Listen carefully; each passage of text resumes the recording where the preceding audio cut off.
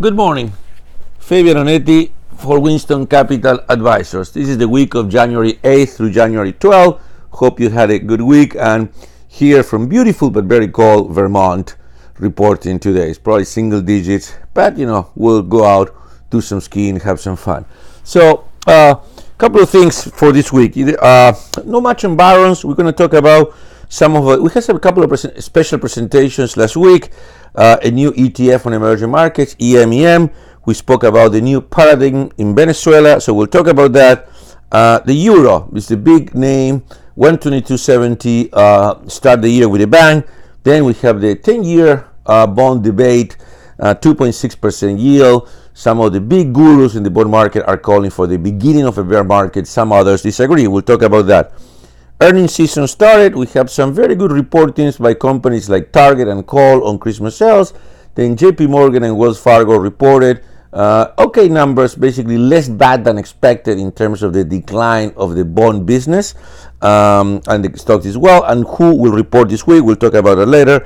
A little bit about Brazil and Chile. So let's start with we had a special presentation on EMEM, a new ETF that sort of competes with EEM, which is very heavy concentrated in China, Taiwan, and South Korea. EMEM is more like a broad-based emerging markets index.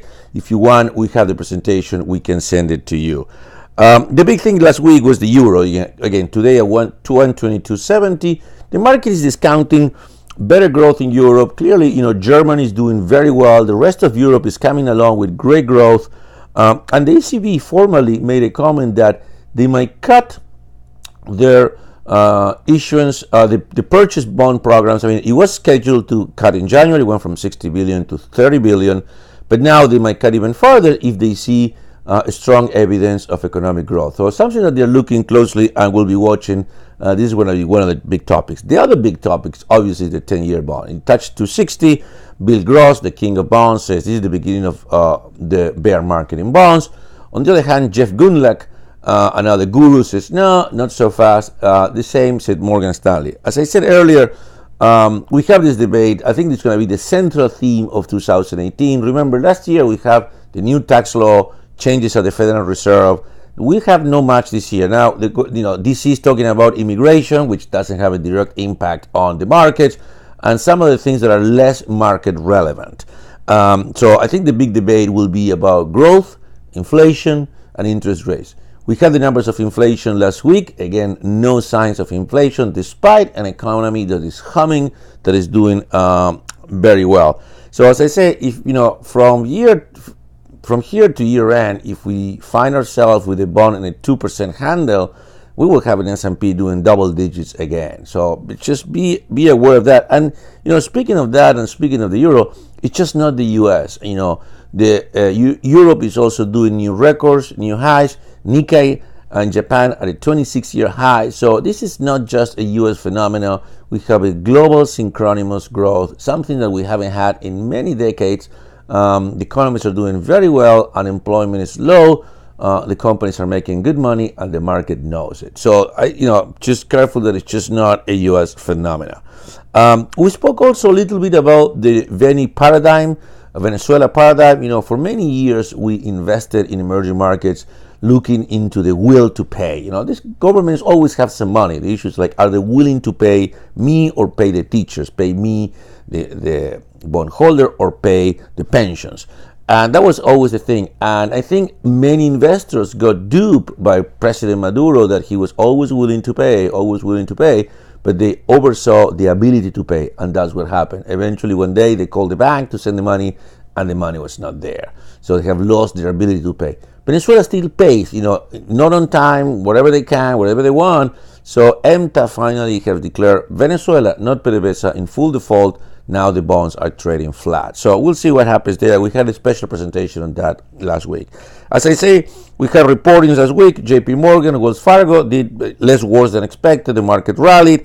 Who reports this week? Citi, Bank of America, Goldman Sachs, Morgan Stanley, American Express. Not yet the big industrial companies.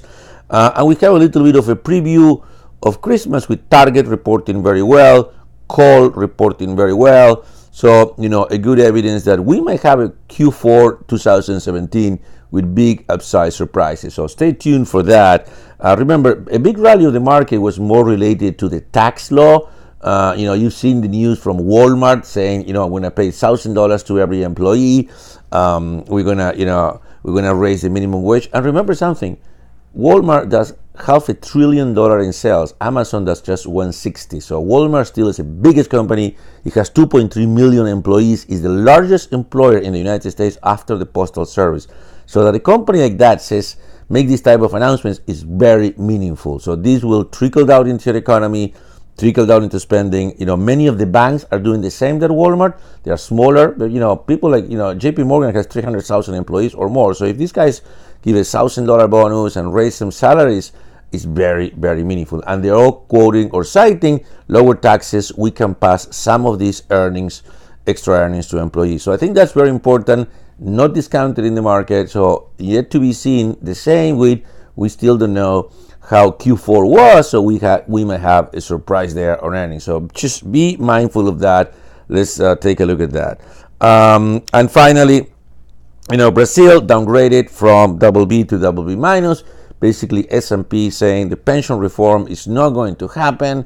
The fiscal hole is very big. We have elections next year. All the political parties are in disarray given all these, investigations, people in jail. So we might have a nasty surprise on the election. We don't know who might win. So S&P cut the thing. And some of you asked me was the time to buy Brazil, EWZ, the ETF. Right now, I'd rather buy Chile. We bought it before the election. ECH is the symbol. We bought it before the election. It's up 15%. It's a good trade. I would like this trade to become an investment because I still think that the market has not discounted a better climate for business, a better investor sentiment, a better consumer sentiment that Chile has been suffering for the last 2 years of President Bachelet were very gloom in terms of investment. So that can change, and I think that's not in the market. So I'd rather do Chile now, wait for Brazil, look for that later. But then again, we'll be looking at the big market. That's all for this week. You can find more at winston.capital. Hope to find you next week. Have a great week.